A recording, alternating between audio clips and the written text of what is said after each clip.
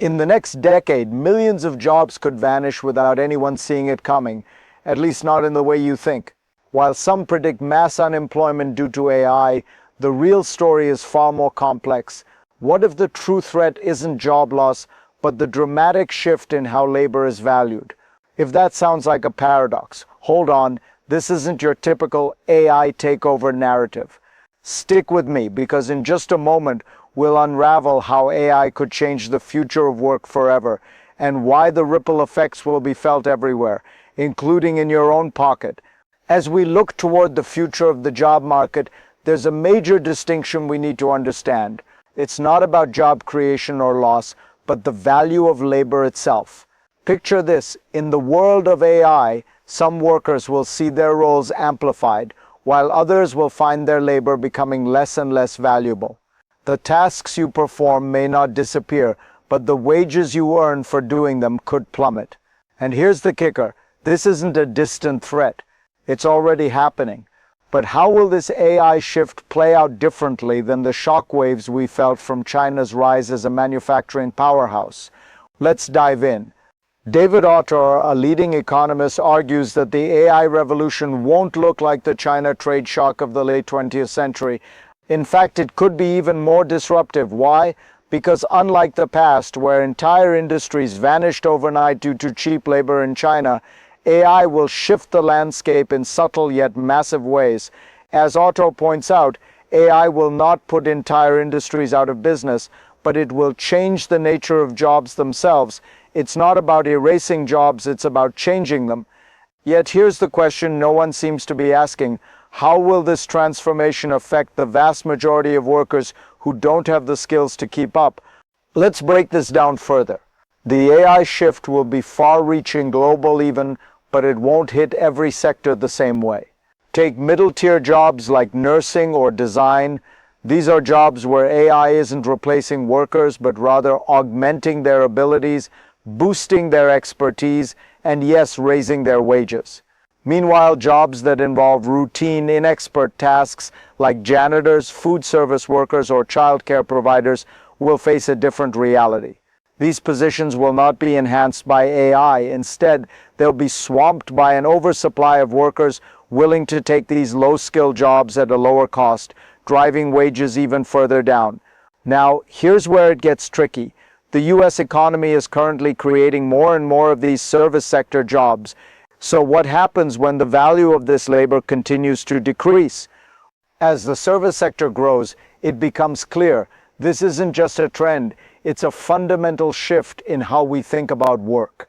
The danger is that we're heading towards a two-tier economy, one where the workers who can enhance their skills with AI thrive, and those who can't are left behind. But here's the real kicker: it's not just the low-wage workers who will feel the pinch. In the long run, even those who gain higher wages through AI-enhanced work may still see their economic power erode. Why? Because, as Autor warns, productivity growth and wealth creation are being divorced from jobs and income.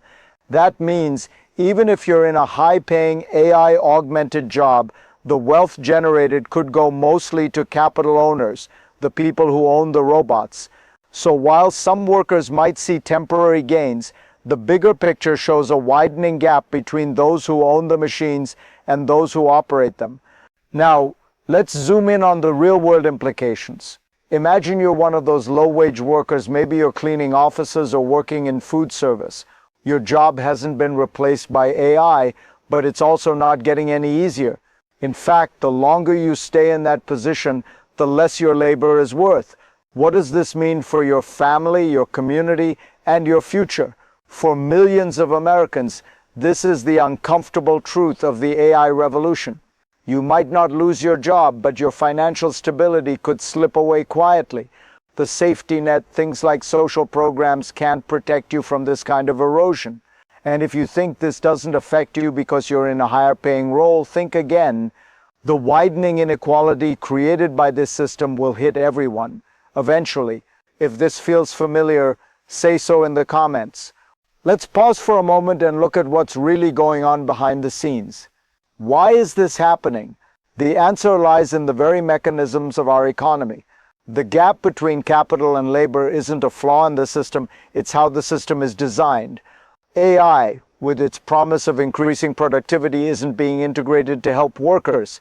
It's designed to help businesses become more profitable, to do more with less.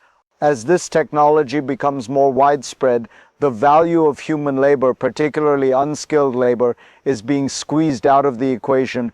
The real story here isn't about a new technology, it's about the way power and wealth are redistributed in a system that benefits capital over labor.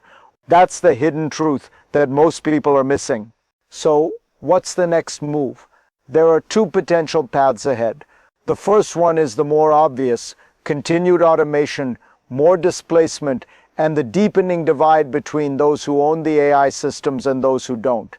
As this dynamic plays out, the economic pressure on the working class will likely intensify. But there's another option. Some argue for universal basic capital, a system where everyone shares in the ownership of the AI-driven economy. This would allow people to invest in their future rather than simply being dependent on labor. While this may sound promising, the road to this kind of system is far from clear.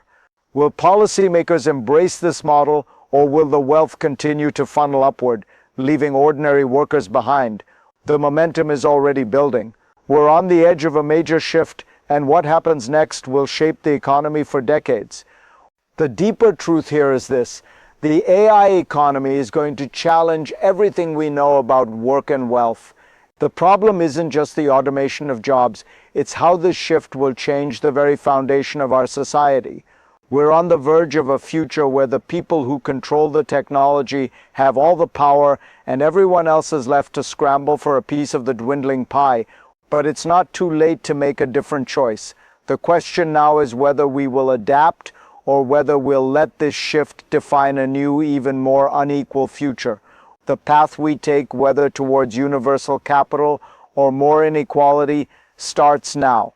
Keep watching, because this is far from over. Don't forget to follow for more insights into how AI will reshape everything from the economy to society itself.